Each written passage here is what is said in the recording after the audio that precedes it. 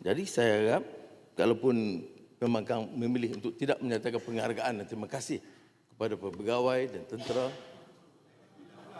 dia belum. Kerana yang ada itu menghina. Kenyataan biadab menghina, itu ada. Ya. Apa yang tak betul? Termasuk pendang. Kalau tak tahu, baik. Kalau tak tahu, tanya.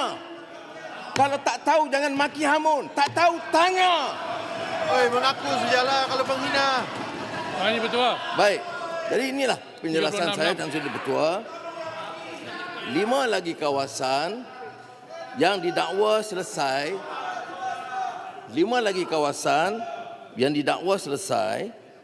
Yang intertidal, ya, saya bacakan, Sabah Kalimantan Utara, 4 kawasan outstanding boundary problem di sektor Sarawak Kalimantan Barat, itu masih dalam proses perundingan antara kedua-dua negara.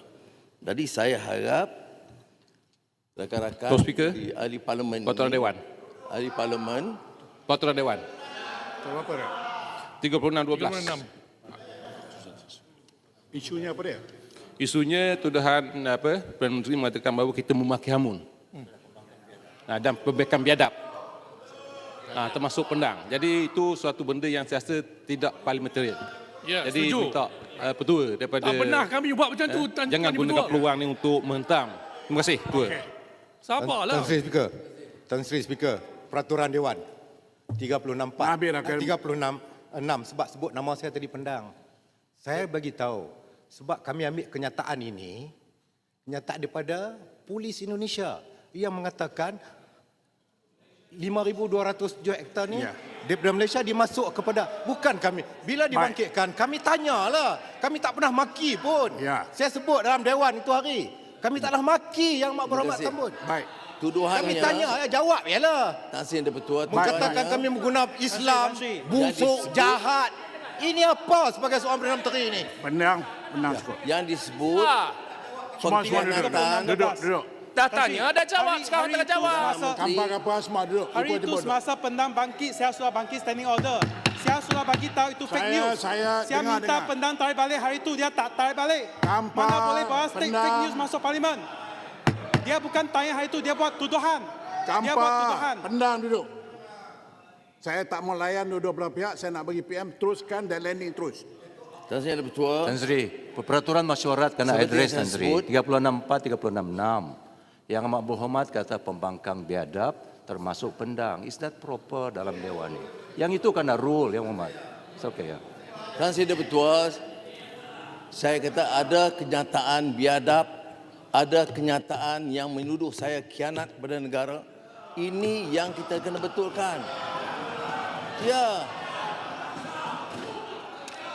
Pegawai-pegawai kita Yang Mak Berhormat bekerja Tambun, hari itu bertukus saya lumus. buat persoalan. Bukan saya maki. Pendang hari itu Soalan yang biadab lah tu. Soalan yang biadab. Bila tak dapat. Itulah maki hamun. Itulah benar. Tambun hari itu Pendang jawab. pakai fake news Itu masuk soalan pendang. biadab dan maki hamun. Baik. Saya buat keputusan. Saya menganggap Tan Sri, PM dalam pick up konteks apa- Dewan yang menggunakan Tan Sri, penggunaan kata-kata ungkapan pembangkang biadab, you allow Ya, that? PM pick up apa yang disebut di 36.6. luar. Okey. Silakan terus PM. Tan Sri Bertua, Tan Sri, saya sebut Alah, di tu dalam pendang, Dewan. duduklah, hari itu. pendang. Depan. Yang Mak pendang. Berhormat Tambun. Pendang. Depan. Duduklah. Bagi PM jawab lah. Bagi PM jawab. Bagi PM jawab. Penjilat, duduklah. Semua Apa yang penjilat tu? ulangan.